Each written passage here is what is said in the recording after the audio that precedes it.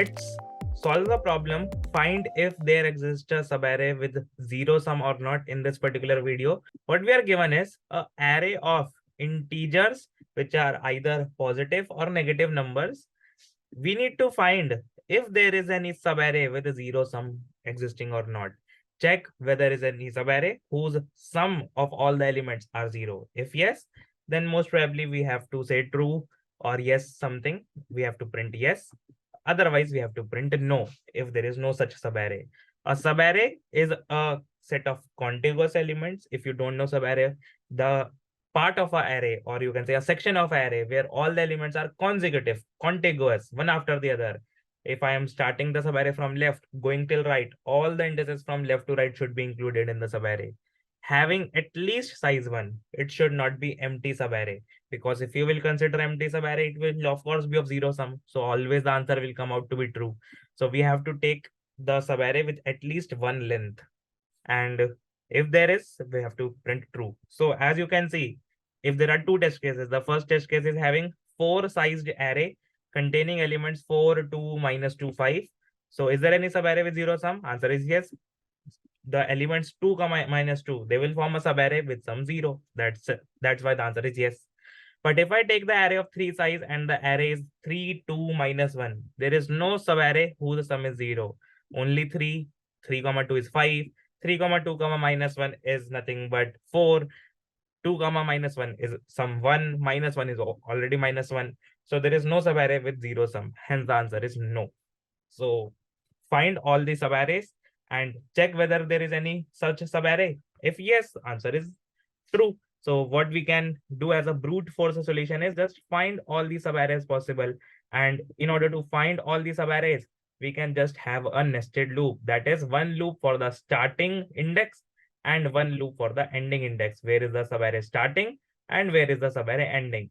And if we are getting the subarray given from starting index till the ending index having some 0, we will return yes. Otherwise, if no such subarray found, finally we will return no. So if I quickly do a dry run for the first test case, 4, 2, minus 2, or maybe let's take 4, 5, 2, minus 2, and then let's take 1. So in this case, what we will do, we will take the starting index as 4, we will take the initially sum as 0, although we will not have to compare initially is the sum equal to 0 or not. Otherwise, we will just check for the empty subarray. We will take the ending index. We will say add the variable from ending index. It is 0 plus 4.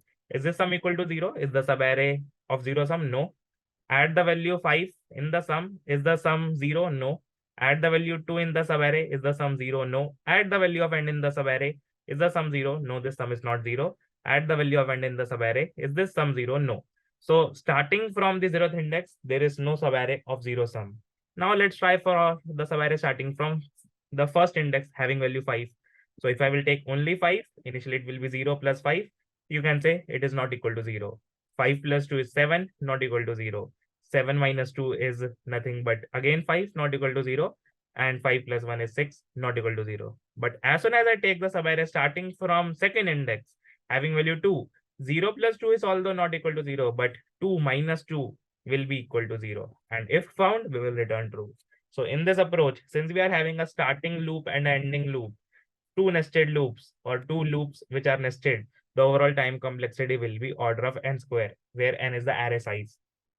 And if we talk about the space complexity, since we just require 2 pointers, start and end, no extra space as such will be required. So constant space solution will be there. But this is nothing but the brute force solution, a basic solution. Can we optimize it further? The answer is yes. But in order to optimize the time complexity, we have to do a trade-off. We have to take extra space. In order to make the time complexity go from n square to maybe n, we have to use some extra space. We can't rearrange the elements. So that is the point, that we can't just have the sorted array or something. We have to do the processing in the same array. But there is a very beautiful observation when it comes to a subarray of zero sum. So if I take a subarray, a longer subarray, to figure out that observation, let's just take a subarray having elements 2, 3, 7, then let's take 10, let's take minus 3, let's take minus 4, And initially also let's have a value which is minus, maybe minus 15 or maybe minus 20, something like this. Then let's have a value which is maybe minus 3. So, and let's have a value which is 5. If this is the array given to us, we need to find such a subarray whose sum is 0.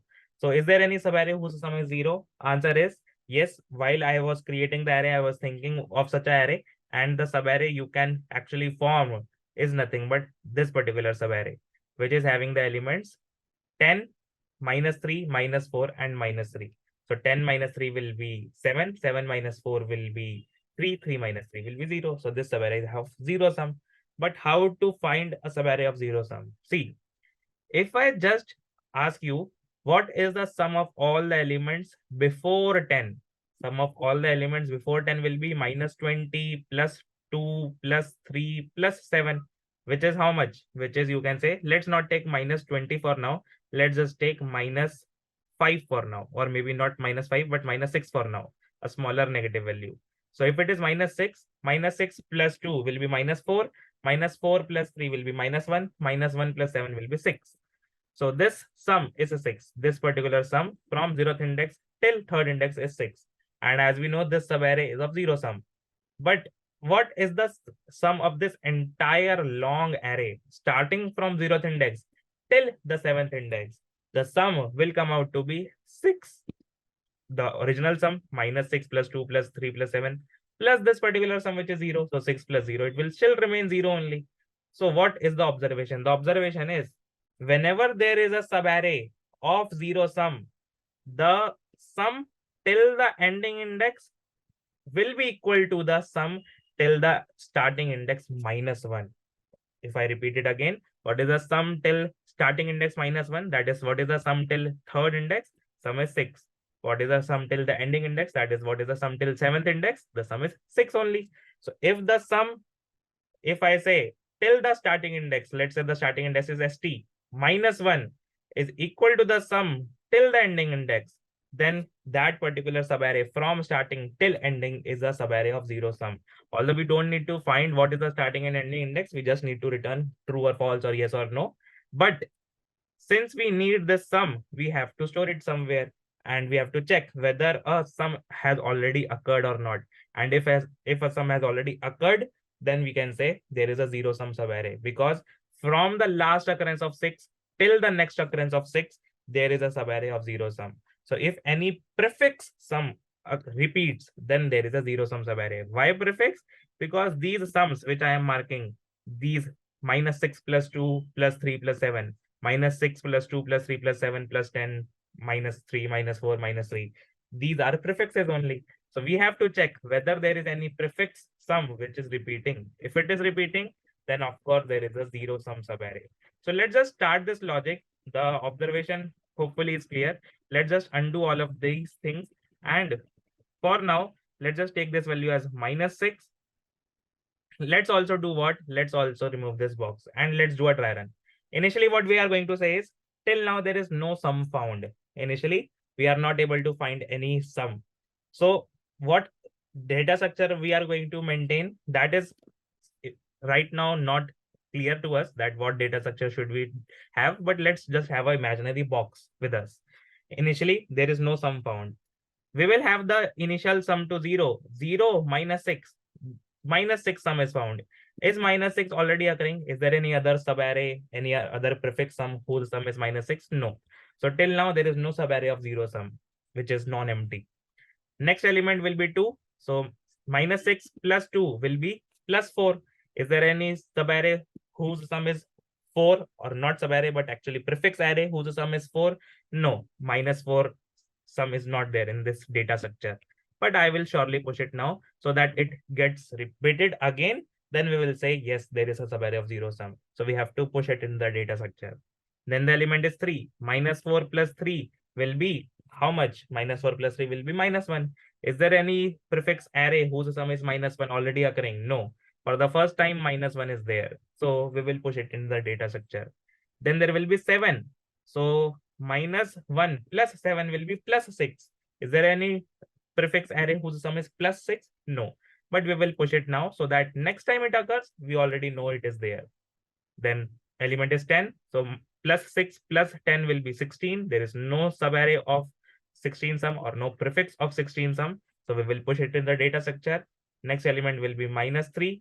That is 16 minus 3 will be 13 sum. Again, not occurring. 13 minus 4 will be how much? It will be 9. 9 is also not there. But as soon as I will do 9 minus 3, which is 6, 6 is already there. This sum 6 will be already there. Let me just write it here also.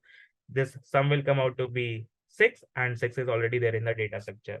So what should be the first of all data structure which we are going to maintain? Since we need to store integers and we need to find whether they are present in the data structure or not in the most optimized manner, what is the data structure which helps in checking whether an element is already visited or not? That data structure is nothing but a hash map or a hash set. Currently, since there are only keys, only one single value, not pairs, not key value pairs, we can do the work with hash set also. That is just keys only, no key value pairs, no maps required. But even if you want to do it with maps, you can still do it. It will be no harm. But what we can say is we will store all the prefix arrays sums in this hash set data structure or in this visited data structure, which is going to give me whether a key is already present or not in constant amount of time in average case. Hash set will be able to find element in constant time in average case, and also it will be able to insert the keys in constant time in average case. So overall, hash set will be the best data structure. And since we are going to run a single loop only on the input array, the time complexity overall will be constant into n.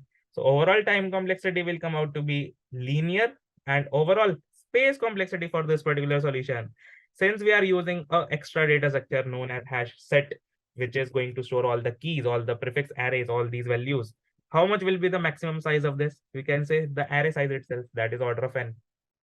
But there is a very important corner case. Actually, two corner cases are there. This is a sample input where there was actually no corner case. But let's take the second test case where if I give you an array having elements 2, 3, then let's take -4, then let's take -5, and let's have a value 0 in this array itself. Then let's take +10. So if I take this array particularly, what will be the subarray whose sum is 0? We can say there is an element 0 itself. So this will form a subarray also whose sum is 0. So answer should be true.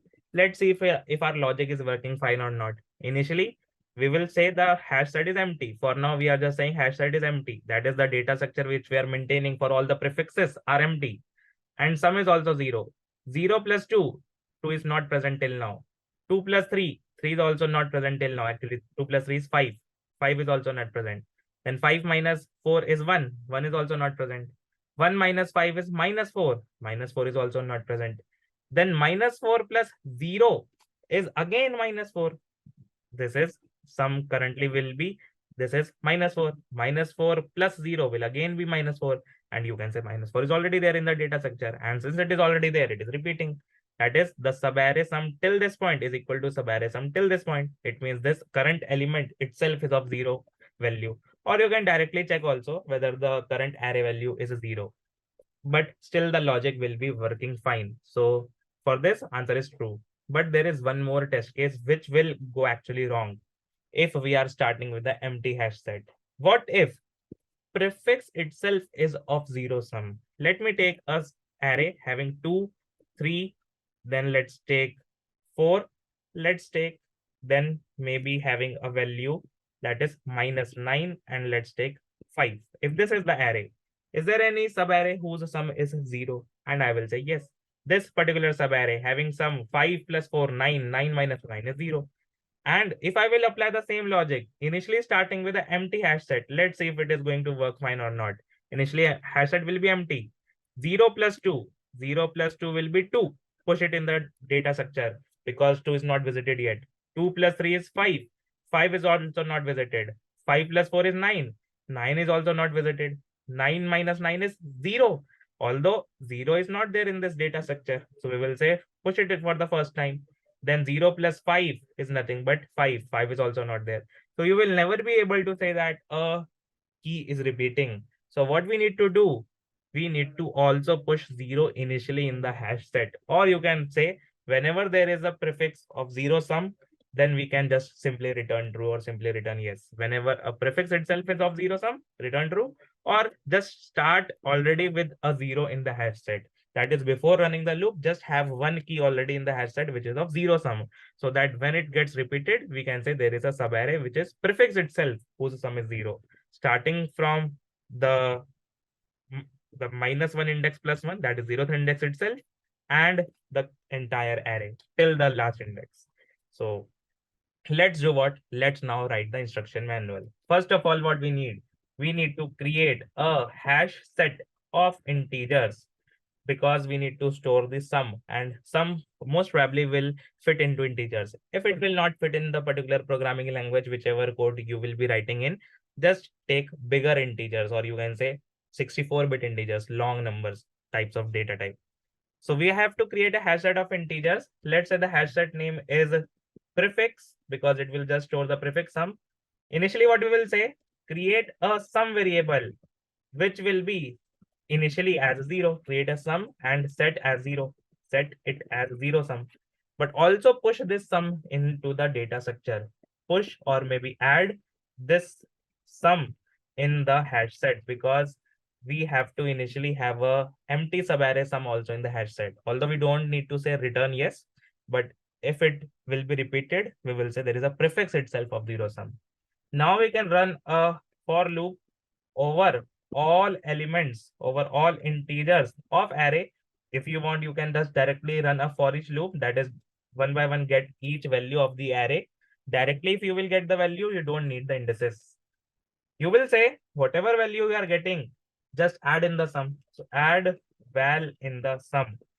And now check whether this sum is already there in the visited hash set or not. If the sum is present in the hash set, it means there is a subarray of 0 sum. And if yes, we can say answer is true, return yes.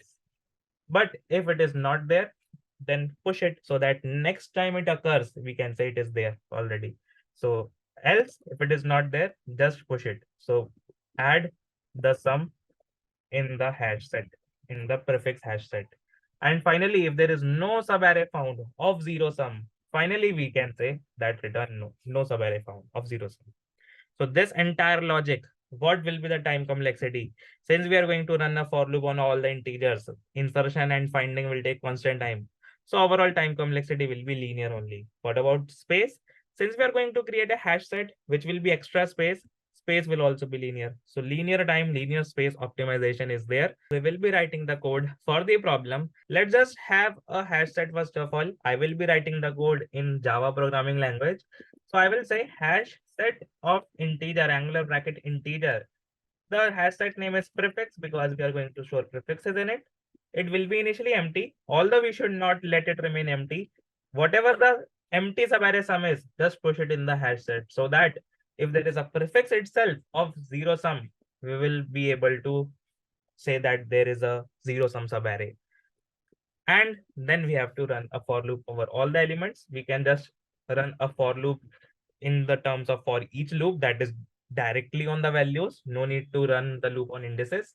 Whatever values we will get one by one from the array, which is a vector in this case, we will add in the sum. And this new prefix sum, we will check whether it is already there, because if the subarray is there whose sum is 0, the sum, the prefix sum till left -1, till start -1 will be equal to the sum till end index. So if this sum already exists, if prefix dot contains this sum is a true, contains is the function to check whether a sum is there in the hash set or not, then we have to return yes, that we are able to find a 0 sum subarray. Although if not, then next time if it occurs, we have to push it into the data structure, into the visited hash set. So we will say prefix dot add will be the function name, and we will just add the current sum. But if no such subarray sum found, then we will return no. So let's just try it for the first of all the sample test case. That is for 4, 2, -5 and 3, 2, -1. It should give me yes and no. Let's see if it is going to give me yes and no. It is not able to find the variable val. So let's just have the variable name val instead of element. You can name it anything. Let's see if it is now going to work for sample test case. And as you can see, it is working fine. Although the sample test case is different from this test case, which is getting run. As you can see, 1 comma -1 is also going to give me zero sum. But if I take a test case where the subarray will not give you zero sum, or maybe let's check 3 test cases. First test case is three elements, and the elements are 3, 2, -1. It should be no, as you can see here also. The second test case, let's just have 3 values, 1, 0, 2. It should give me true because there is an element itself whose sum is 0. And let's just also take a test case where the prefix itself is of zero sum. So 1, -1, 2. It should give me true also, yes also. So output should be no, yes, yes. Let's see. It's taking some time to run. And as you can see, all the types of corner cases where the prefix itself is 0, there is element 0, and also there is no zero sum subarray, all them are working perfectly fine. Let's submit it to see. And as you can see already, all the 26 test cases are getting accepted. And as we have already discussed in the approach video, what will be the time complexity? Since we are going to run a loop over the array of n elements, where we are just finding the element in the hash set or adding the element in the hash set, both of these operations take constant time in average case. So overall time of this loop will be linear, and overall code will also be linear in time. And what about space? Due to this extra hash set data structure, the space complexity will also turn out to be linear. So linear time, linear space, order of n time, order of n space solution for this problem, checking whether a zero sum subarray exists or not. With that, we are done with the problem. We will meet in a new video with a new problem. Till then, bye bye.